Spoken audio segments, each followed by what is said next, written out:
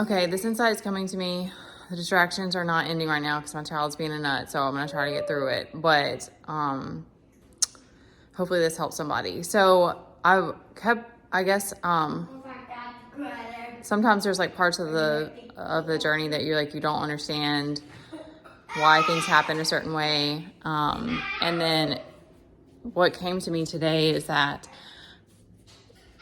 I started a job when I first moved home, and I knew that it was something I needed to do, and I knew that I was going to have to provide for us, and I wanted to start a career. I took all this stuff to do personal training, but the job started off like very stressful because I also had to manage my child, and he would be there with me during classes, and then just trying to manage it all, like it was just crazy. But it slowly progressed with the trainings, and then when I started training with my first clients, like they stayed with me, and so then it kind of like got in my mind of like, okay, yeah, this is hard, but I still am, like, I probably would still love teaching. Like it's fun. There's lots of things about it that I enjoy, but like it also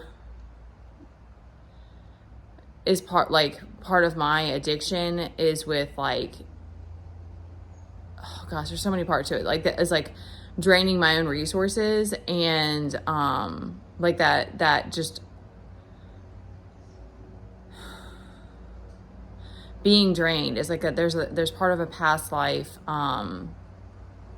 thing that I just found out about that's tied in with it. But anyways,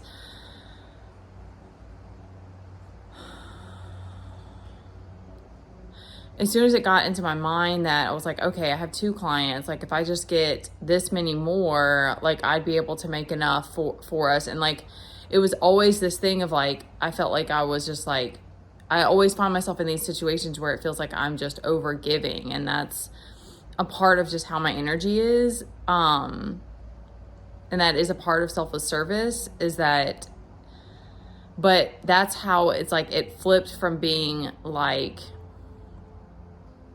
a selfless thing to a way that the devil could get me and to get into my mind, because you're on that hamster wheel. You're on that forever cycle of like chasing money,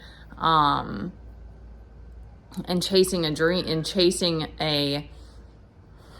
I don't want to say chasing a dream, because the difference is that you hold the vision. It's not, and then you hold the life that you want to have, and you are in gratitude, because when you're always chasing, you're never in gratitude. You're never present, or rarely present.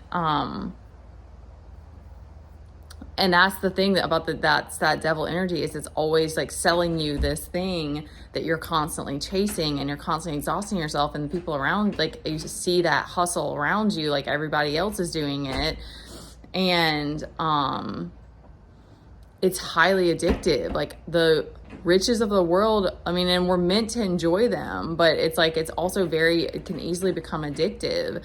And the outside world, or like, I'm sure that I don't know, I don't want to get too like deep with it, but it's like, it's not like the path now is like easier. It's like, because now I'm so much more sensitive. I'm so much more in my body. Like I'm having to figure out how to balance my energy better, like having health problems that I didn't have before, and how to deal with that. And like, there was so much of that, like you're running away from, you're not like in your body ever. So you're like always running away from that.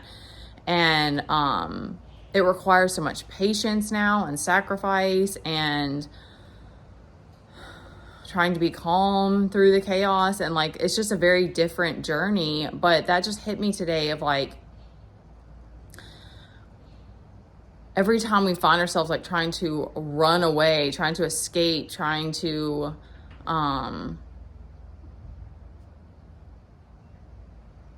chase some idea of something, it's like we're right back in that cycle, and we're not being present. And like I said, this kid has been testing me with everything. Just a minute, baby.